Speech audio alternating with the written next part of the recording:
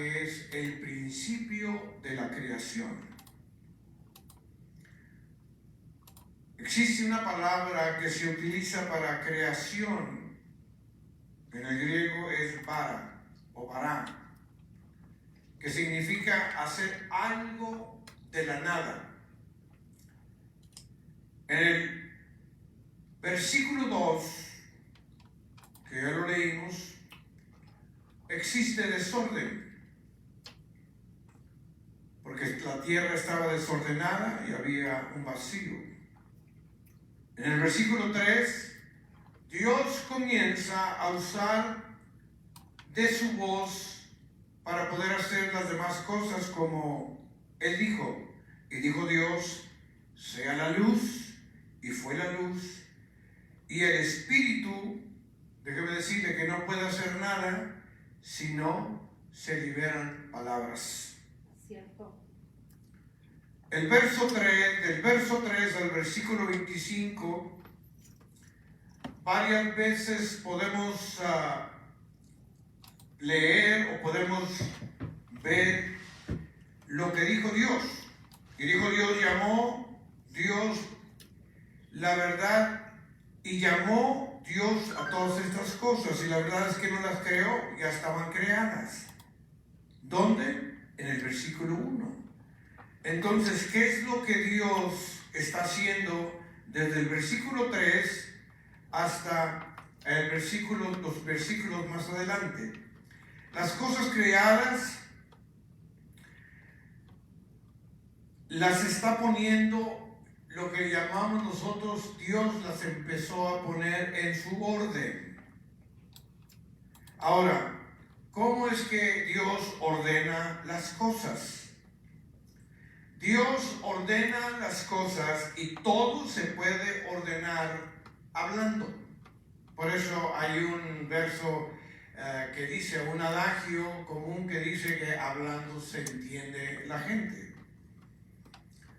Nunca puede existir orden si no existe o si no hay la comunicación verbal. Hablando es como vamos a podernos comunicar con la gente. En el proceso de Génesis 1, Dios hizo todo y todo está terminado por completo. Pero en el versículo 3 comienza nuestro Dios un proceso. Y ese proceso es un proceso de ordenación. ¿Y qué fue lo que Dios utilizó? Dios utilizó la palabra. Amén. Por eso, si nos vamos al libro de Ezequiel 37:1, ahí el Señor habla y le pregunta el Señor a Ezequiel y le dice, ¿vivirán estos huesos? Porque Ezequiel miró un valle de huesos secos y el Señor le pregunta, Ezequiel, ¿vivirán esos huesos? Y una de las cosas que me llama la atención, ¿por qué el Señor le pregunta al hombre? Porque Dios necesita del hombre terrenal para poder accionar sobre un mundo natural. Y la palabra del Señor sigue diciendo, me dijo entonces, profetiza. Profetiza, es decir, habla a los huesos secos, porque el Espíritu Santo no puede hacer nada que no sea dirigido por la voz. Así ha dicho Jehová a estos huesos de aquí, yo hago entrar espíritu en vosotros y viviréis. Por medio de nuestra acción, por medio de nuestro accionar, por medio de nuestro hablar. Cuando nosotros hablamos palabras de vida o palabras de muerte. Porque nosotros tenemos poder. Amén. Leemos en el libro de los Hebreos.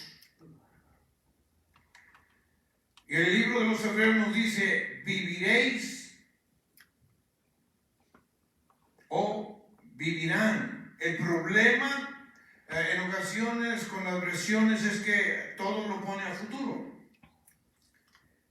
El Salmo 23, en el hebreo nos dice: Jehová es mi pastor y nada me faltará. Todo lo conocemos, ¿verdad?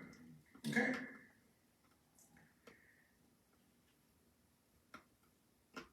Lo que la iglesia siempre ha dicho, lo que viene es lo mejor.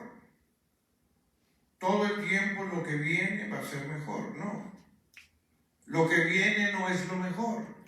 Lo que estoy viviendo hoy en este día, eso es lo mejor.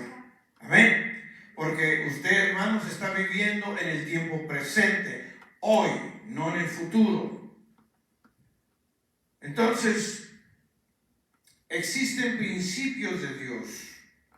Y esos principios tenemos que aprender cuál es mi papel dentro del principio divino que existe para mí.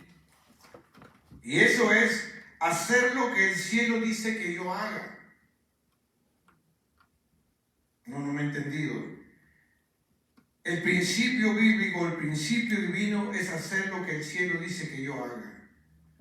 Cuando yo digo lo que el Espíritu dice que haga, las cosas toman otro sentido. Amén. Y salen conforme al propósito divino de Dios. ¿Cierto? En ocasiones decimos a algún familiar que está enfermo y a veces le decimos: yo sé que esto viene del Señor, pero Él te va a ayudar a salir de todo esto. Pero la realidad, hermanos, es que ¿cómo es que nosotros sabemos que toda esta enfermedad viene de Dios? Hay enfermedades como el autismo o la esquizofrenia que no viene por la voluntad de Dios. Pero eso es otro tema. La pregunta sería: ¿qué tipo de Dios nos han predicado? Pero es que en ocasiones, hermanos, o siempre Dios no manda pruebas. Y la gente a veces se confunde y dice: pero es que Dios necesita probarme a ver qué tanto aguanto. Ahora, la pregunta sería: ¿tú crees que Él no sabe cuál es nuestro punto más débil? ¿Cierto? Él conoce cuál es nuestro punto más débil. ¿Tú crees que Él no sabe nuestras debilidades? ¡Claro que sí! Dios es un Dios súper maravilloso cuando dice que Él no nos va a poner una prueba en la cual usted o yo no podamos soportar o podamos aguantar. Lo cual me hace pensar o me hace que a veces nuestros padres terrenales aquí en la tierra nos tienen que castigar a sus hijos para saber realmente cuánto vamos a aguantar el castigo. No, eso nunca va a suceder. ¿Y sabes por qué? Porque nuestro Dios es amor. ¿Cuántos saben que Dios es amor? Amén. God is love. Yes. El hijo pródigo está con los cerdos.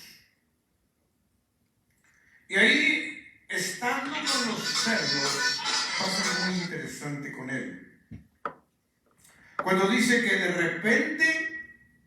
de repente este joven volvió en sí. Y él dijo: en la casa de mi padre hay suficiente comida, y yo aquí comiendo de las algarrobas de estos inmundos animales.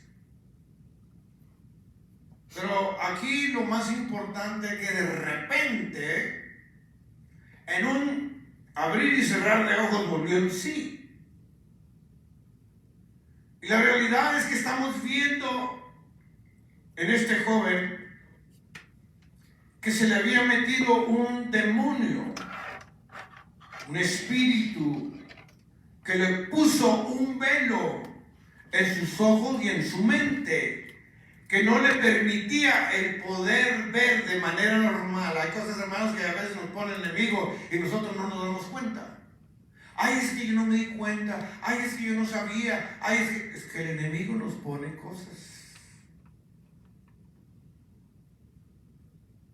Siempre hay algo que nosotros, nuestros padres, nuestros amigos nos dijeron: no hagas eso. No te vayas a casar con fulanito, con manganita, con esto, con lo otro. Pero ahí estamos nosotros, somos tercos, testarudos.